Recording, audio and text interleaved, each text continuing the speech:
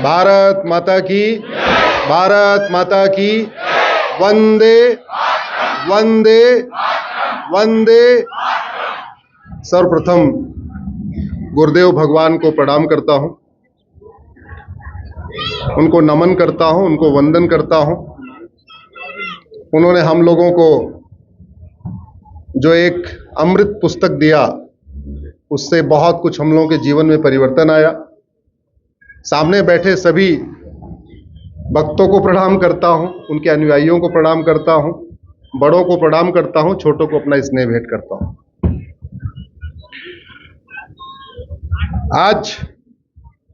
आज का अखबार जिन लोगों ने पढ़ा होगा तो फ्रंट पेज की एक खबर थी। फ्रंट पेज की खबर यह है कि जो लोग भारत को मानते हैं, भारत की संस्कृति को मानते हैं, भारत की परंपरा को मानते हैं, भारत का ज्ञान विज्ञान मानते हैं, भारत का त्योहार मनाते हैं, भारत का रीति रिवाज मनाते हैं, वसुधैव कुटुंबकम को मानते हैं, नारी तु नारायणी को मानते हैं, यत्र नारस्तु पूज्यते रमन्ते तत्र देवता को मानते हैं, सर्वपंथ संभाव को मानते हैं, सबका साथ सबका विकास को मानते हैं, उनकी संख्या 8% कम हुई है।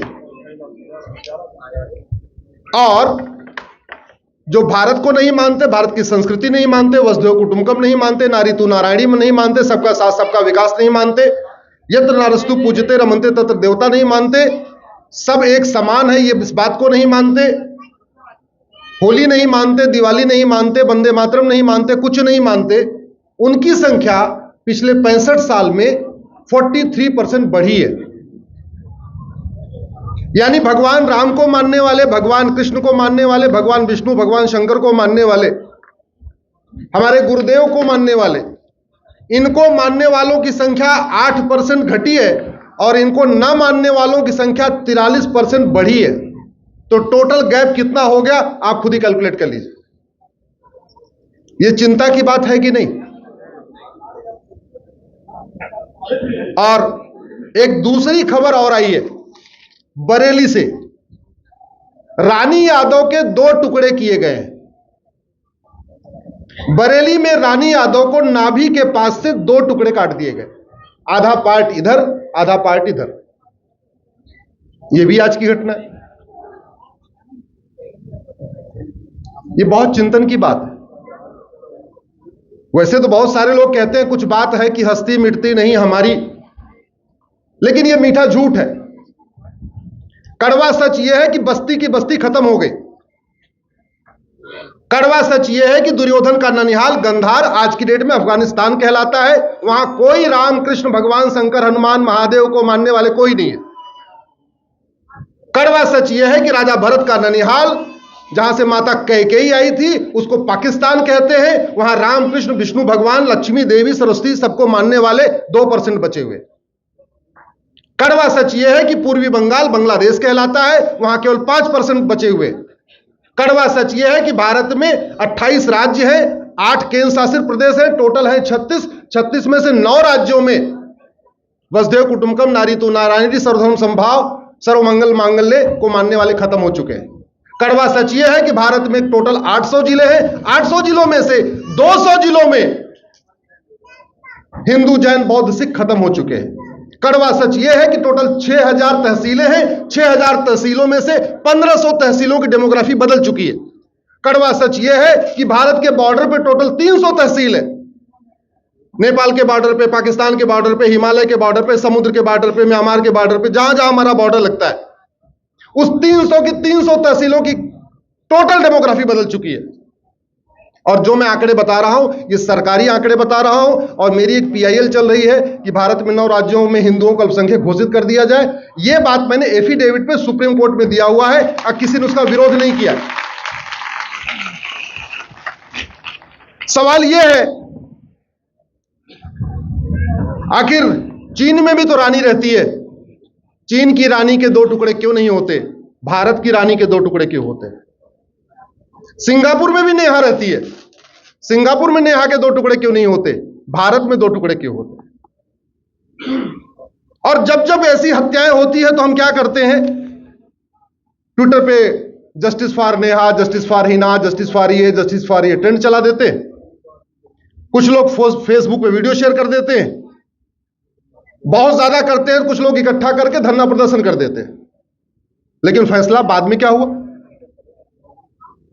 आखिर आज बरेली में रानी की हुई है, कुछ दिन पहले कर्नाटक में नेहा की हुई थी, उसके पहले साक्षी की हुई थी, उसके पहले श्रद्धा की हुई थी, फिर नीतू की हुई थी, सीमा गौतम की हुई थी, वर्षा की हुई थी, सुशीला की हुई थी, निधि गुप्ता की ऐसी हत्या हुई थी, उमा शर्मा की हत्या हुई, बबली रानी की हुई थी, निशा की हुई, एकता की हुई, नैना कौर की हुई, प्रिया की हुई, कशिश परमार की हुई, सीमा की हुई, अर्चना की हुई, हिना तलरेजा की हुई, नीलम अहिरवार की हुई, प्रभा कुमारी, नीलम यादव, मुनिया, तनिष्का शर्मा, शिवानी, निकिता तोमर, स्वाति, अंतिमा, प्राची राणा, नील कुसुम, सुनीता कुशवाहा, यशोदा, सोनम शुक्ला, अंबिका, रूपाली, इन सबकी ऐसे ही हत्या हुई। आपने हत्या के बारे में सुना होगा, किसी हत्यारे को फांसी हुई, ये सुना क्या? जोर से बोलिए जरा। किसी हत्यारे की 100% प्रॉपर्टी जब्त हुई, सुना क्या आपने? किसी हत्यारे की नागरिकता खत्म हुई, ये सुना क्या आपने? भगवान श्री राम ने कहा है, भय बिन होए न प्रीत। ये हत्याएं इसलिए यहां हो रही हैं कि न शिक्षा में संस्कार है और न कानून का खौफ है।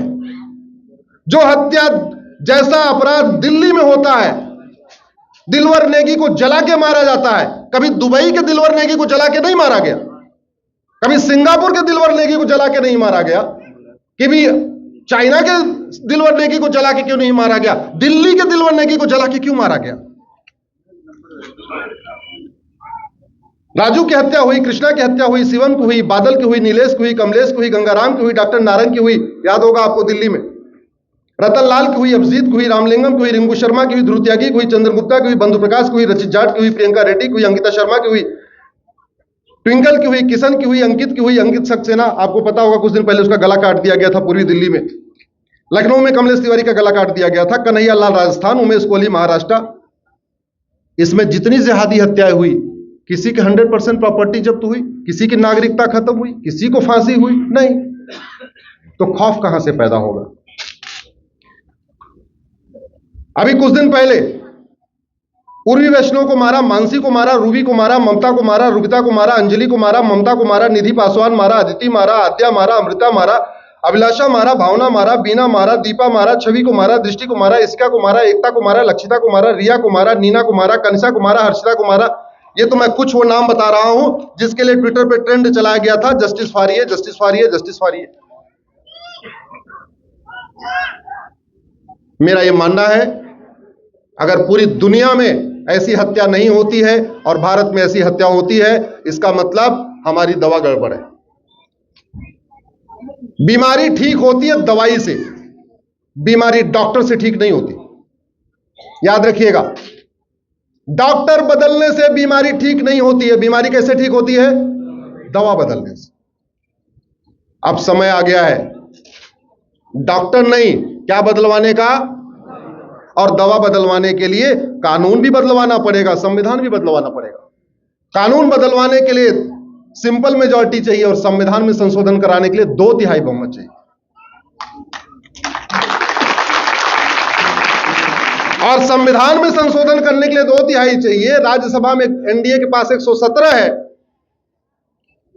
तो अलग अलग तुम हो ही नहीं सकता। लोकसभा राज्यसभा में अलग अलग तो 2/3 हो ही नहीं सकता। दूसरा क्या तरीका है? लोकसभा राज्यसभा की ज्वाइंट बैठक बुलाई जाए। ज्वाइंट बैठक में 521 सांसद चाहिए, 521 चाहिए। राज्यसभा में 117 है, तो लोकसभा में 521 - 4 117 404। अब की बार कितना चाहिए? जोर से बोलिए, अब की बार कितना चाहिए? और वो 400 पार तब होगा जब आप सारे लोग अपना फोन निकालोगे, आपके फोन में जितने कॉन्टेक्ट हैं 500 700 800 900 सबको फोन करोगे। वो 400 पार तब होगा जब आपके कॉन्टेक्ट व्हाट्सएप पे जितने नंबर हैं सबको एक मैसेज भेजोगे। आज की डेट में एसएमएस भी फ्री हो गया है। जितने कॉन्टेक्ट हैं 3 घंटे 4 घंटे 5 घंटे लगा के सबको एसएमएस भेजो, सबको व्हाट्सएप भेजो, सबको फोन करो। याद रखिए, इस बार का चुनाव मेक और ब्रेक का है।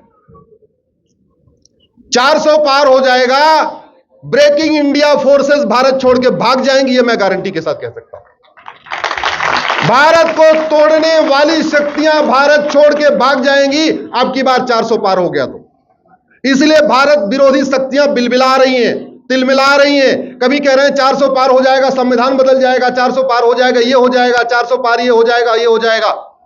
ये सब बकवास है।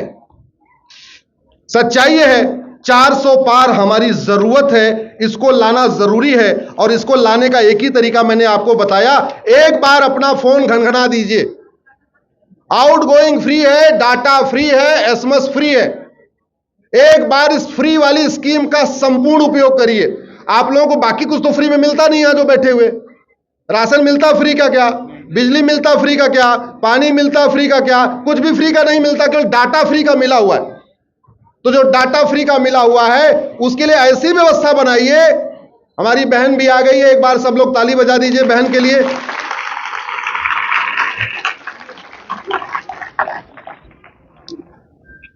और ये चिंता की बात क्यों है इसको समझिए। मैं 5 मिनट के अंदर अपनी बात खत्म करूंगा। अगर भारत को मानने वालों की संख्या 8% घटी है तो भारतीय विचार मानने वालों की 8% घटी है, और भारत को न मानने वालों की 83% बढ़ी है। तो मैंने पहले ही कहा केंद्र और राज्य कुल 36 हैं, 36 में से 9 राज्य यानी 25% राज्य आपके हाथ से निकल चुके। 800 जिलों में से 200 जिले यानी 25% जिले आपके हाथ से, 6000 तहसीलों में से 1500 तहसील यानी 25% तहसीलें आपके हाथ से। अब मामला केवल 75% बचा हुआ है। अभी भी नहीं जागे, अभी भी अलर्ट नहीं हुए, अभी भी समझे नहीं क्या करना है क्या नहीं करना, तो फिर तो वही होगा। दुर्योधन के ननिहाल गंधार में 1805 में प्रधानमंत्री थे पंडित नंदराम टिक्कू, कश्मीरी ब्राह्मण थे। आज वहां क्या हो रहा है आपको पता है। इसलिए मेरा यह मानना है कि अगर भारत की संस्कृति को बचाना है, भारत की परंपरा को बचाना है, भारत का ज्ञान विज्ञान को बचाना है, तो हमें 5 कानून तत्काल बनाना पड़ेगा। समान शिक्षा कानून, समान नागरिक संहिता कानून, घुसपैठ नियंत्रण कानून, धर्मांतरण नियंत्रण कानून और जनसंख्या नियंत्रण कानून। ये 5 कानून चाहिए।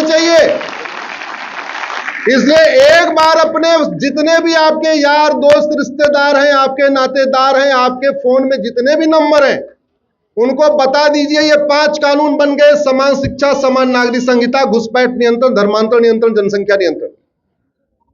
अगर ये 5 कानून बचे तो हमारी आने वाली 25 पीढ़ियां सुरक्षित रहेंगी। और अगर ये 5 कानून नहीं बने तो अगला 25 साल हमारे लिए भारी पड़ जाएगा। अब आप चाहते हो 25 साल या 25 पीढ़ियां, निर्णय सबको बताइए, सबको जगाइए।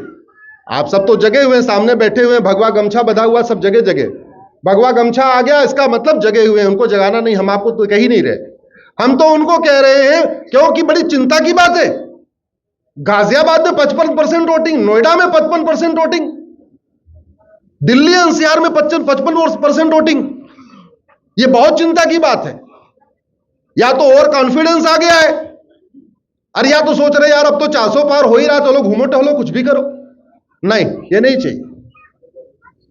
हमें तो राज्यवार चलना पड़ेगा। दिल्ली में 7 में 7, उत्तर प्रदेश में 80 में 80, 100%।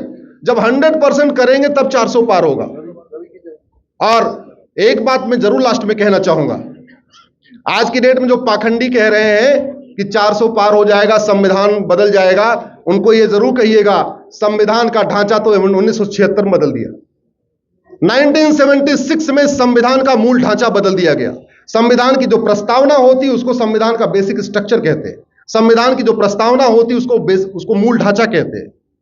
और ऐसे शब्द जोड़े गए जिसको संविधान सभा ने 3 बार रिजेक्ट कर दिया था। 1950 में संविधान सभा खत्म हो गई, मार्च 1976 में लोकसभा खत्म हो गई, और दिसंबर 76 में संविधान में मूल ढांचा बदल दिया गया। उस समय एक ही चैनल होता था, वो सरकार के कंट्रोल में था। इमरजेंसी लगी थी, 75 से सारे नेता विपक्ष जेल में थे। मीडिया का बिजली पानी का कनेक्शन कटा हुआ था। अखबार वाले बेचारे जनरेटर किराए पर ले लेके अखबार छाप रहे थे। ऐसे में जिन्होंने संविधान का मूल ढांचा बदल दिया, वो कह रहे हैं 400 पार हो जाएगा तो संविधान का ढांचा बदल दिया जाएगा। संविधान का ढांचा बदलने के लिए 400 पार नहीं चाहिए, मूल संविधान को, उस प्रस्तावना को वापस लाने के लिए 400 पार चाहिए। 400 पार चाहिए गुलामी का नाम मिटाने के लिए, 400 पार चाहिए गुलामी का निशान मिटाने के लिए, 400 पार चाहिए गुलामी की कुरीतियां बदलने के लिए, 400 पार चाहिए गुलामी की कुप्रथाएं खत्म करने के लिए, 400 पार चाहिए गुलामी की शिक्षा व्यवस्था बदलने के लिए, 400 पार चाहिए गुलामी की चिकित्सा व्यवस्था बदलने के लिए, 400 पार चाहिए गुलामी की पुलिस व्यवस्था बदलने के लिए, 400 पार चाहिए गुलामी की न्यायिक व्यवस्था बदलने के लिए, 400 पार चाहिए गुलामी की प्रशासनिक व्यवस्था बदलने के लिए, 400 पार चाहिए भारत में राम राज्य लाने के लिए, 400 पार चाहिए भारत को विश्व गुरु बनाने के लिए। इसलिए 400 पार हमारी जरूरत है। और मैंने पहले ही कहा था, 25% जिले, 25% तहसील, 25% आपके राज्य पहले निकल चुके हैं। हमारी बहन को पता है, मेरी माइनॉरिटी वाली जो पीआईएल चल रही सुप्रीम कोर्ट में, उसमें हमने डेटा दिया हुआ है, 75% बचा हुआ है। समान शिक्षा, समान चिकित्सा, समान नागरिक संहिता, घुसपैठ नियंत्रण, धर्मांतरण नियंत्रण, जनसंख्या नियंत्रण, ये 6 कानून बहुत जरूरी है। इस विषय को आगे उठाइए। और आप भी जानते हैं ये कानून कौन बना सकता है, और आप भी जानते हैं इसका विरोधी कौन है। उत्तर प्रदेश में आज रानी यादव के 2 टुकड़े हुए हैं नाभि से, एक नाभि का पोर्शन इधर, एक नाभि का पोर्शन उधर, बरेली में। और जो अपने आप को यदुवंशी कहते हैं, वो बरेली में उसके घर देखने नहीं गए। नेहा की हत्या होती है बरेली में, कर्नाटक में, और वो कांग्रेस के नेता जाते तक नहीं देखने। कहना नहीं चाहिए, पॉलिटिकल मामला नहीं करना चाहिए हमें। तो हम कोई, देखो भैया, हम तो ना भाजपा के प्रवक्ता हैं, ना हम सरकार के प्रवक्ता हैं। हम भारत के प्रवक्ता हैं, भारत की संस्कृति के प्रवक्ता हैं। इसलिए हम भारत की बात करते हैं, भारत कैसे मजबूत होगा उसकी बात करते हैं। इसी के साथ मैं अपनी बात खत्म करता हूं। बहुत बहुत धन्यवाद, बहुत बहुत आभार। आज समय का अभाव कम है, हम टेस्ट मैच वाले खिलाड़ी, हम 1.5-2 घंटे बोलते हैं, आज 10-15 मिनट में हमें खत्म करना पड़ रहा है। फिर मिलेंगे। जय श्री राम। बहुत बहुत धन्यवाद।